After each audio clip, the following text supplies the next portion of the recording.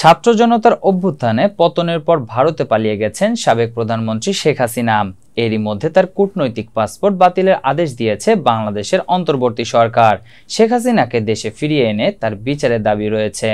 এখন প্রশ্ন, সার্বিক পরিস্থিতিতে বাংলাদেশ সরকার প্রত্যর্পণের আবেদন জানালে ভারত কি শেখ হাসিনাকে ঢাকার হাতে তুলে দেবে? এ প্রশ্ন সামনে রেখে একটি প্রতিবেদন প্রকাশ করেছে কলকাতার একটি প্রভাবশালী গণমাধ্যম। প্রতিবেদনে বলা হয়েছে, দিল্লিতে শেখ হাসিনার অবস্থান যে বাংলাদেশে ভারত বিরোধিতা তা বুঝতে পারছে ভারত। এজন্য তৃতীয় কোনো দেশে হাসিনাকে নিরাপদে রাখার একটা চেষ্টা চলছে।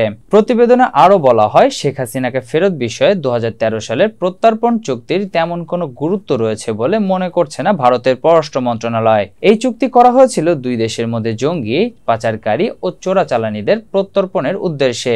2016 সালে এই চুক্তিতে বেশ কিছু সংশোধন আনা হয়েছিল।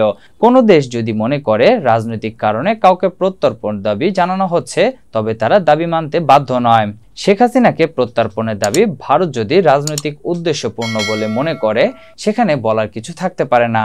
আবার চুক্তির আরেকটি ধারায় বলা হয়েছে, প্রত্যর্পণের পরে দীর্ঘ কারাবাস ও প্রাণহানির আশঙ্কা থাকলে অন্য পক্ষের দাবি খারিজ করা যাবে।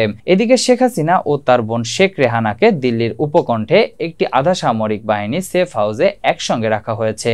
তবে এই মুহূর্তে তাদের ঠিকানা কি সেটা সরকারিভাবে কখনো প্রকাশ করা হয়নি।